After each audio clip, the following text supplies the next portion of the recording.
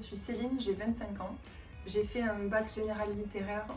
Ensuite, j'ai fait 2 ans de psychologie, puis je suis allée en langue étrangère appliquée. Et maintenant, j'ai la chance d'être en BTS communication.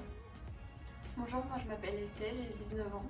J'étais en bac professionnel accueil et relations clients usagers et maintenant je suis en BTS communication.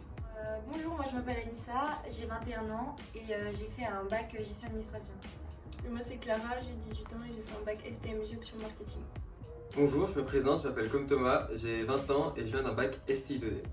Bonjour, je m'appelle Chloé, j'ai 21 ans, je viens d'un bac pro optique lunetterie. J'ai aussi fait une année à la fac en sciences du langage et aujourd'hui je suis en BTS communication. Bonjour, je m'appelle Amandine, j'ai 22 ans, j'ai fait un bac pro audiovisuel multimédia. Après, j'ai travaillé dans l'événementiel avant d'intégrer un BTS communication. Bonjour, je m'appelle Laurane, j'ai 19 ans, j'ai fait un bac pro orthoprothèse et c'était un bac pro qui ne me correspondait pas forcément. Et maintenant j'ai la chance d'être en BTS communication.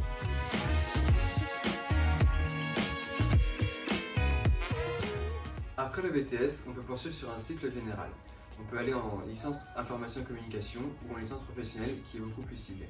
On peut ensuite enchaîner sur un master.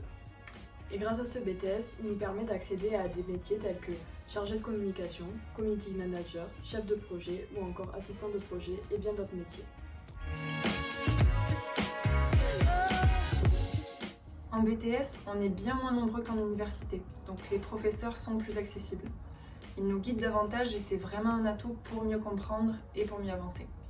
On étudie des matières différentes du lycée, par exemple pour moi qui viens d'un bac professionnel, on a des matières différentes, des choses nouvelles.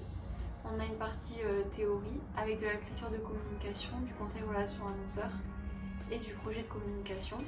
Et on a une partie pratique avec des ateliers de relations annonceurs et des ateliers de production où on va notamment créer des cartes de vœux, des cartes de visite, des flyers, des affiches.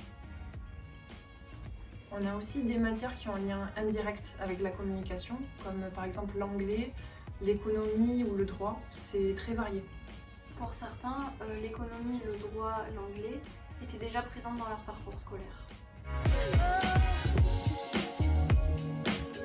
Alors la charge de travail elle est assez importante, notamment à la maison pour les révisions, les DM, les devoirs qu'on a à faire. Et également en cours, il faut pouvoir être très concentré, assidu pour nos ateliers, nos productions et il faut pouvoir écouter aussi. Et ce qu'il faut savoir, c'est que le niveau d'exigence, c'est pas du tout comme au bac.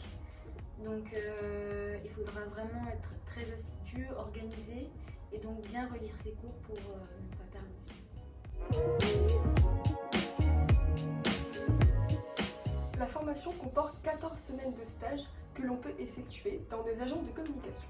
Mais aussi dans des régies publicitaires, des associations, ou bien des mairies et d'autres structures.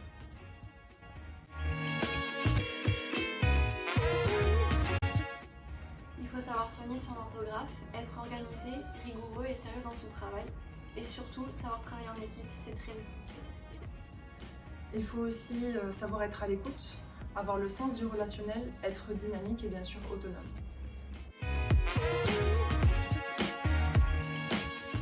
Il n'y a pas d'âge limite pour entrer dans le BTS, à part en alternance où l'âge limite est de 26 ans.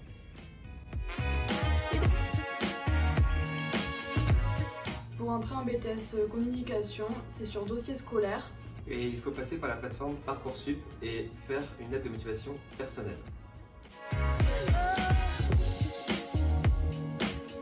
En BTS communication, les enseignants nous apprennent la culture de la communication. Il s'agit d'acquérir du vocabulaire spécifique à l'image, d'analyser des campagnes de publicité et bien sûr de comprendre les références culturelles faites par d'autres annonceurs. En même temps, on doit être capable d'en intégrer dans notre communication. Nous étudions aussi le projet de communication. C'est très important car on nous apprend à mettre en place et à piloter un projet de communication. On voit aussi le conseil relations annonceurs où on crée, où on nous donne des outils qui nous permettent de vendre des solutions de communication. Puis, il y a la veille opérationnelle.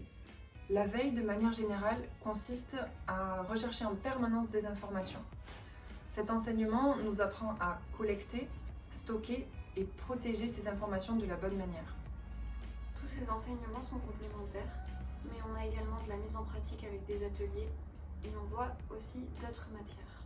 C'est vrai, il y a aussi de l'anglais, indispensable de nos jours, de l'économie, du management, pour comprendre le fonctionnement général d'une entreprise et aussi du droit. Le droit est très important dans tous les domaines, mais surtout dans la communication, car nos productions peuvent être lues par un public très varié.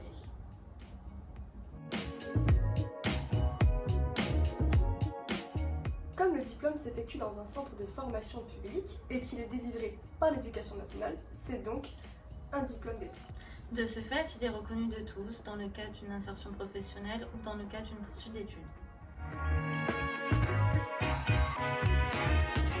On a une charge de travail assez intense, donc, ce qui est normal pour des études supérieures. On a plus d'heures de matière professionnelle, c'est-à-dire le projet de communication, le conseil de relations annonceurs, la veille opérationnelle et la culture de la communication.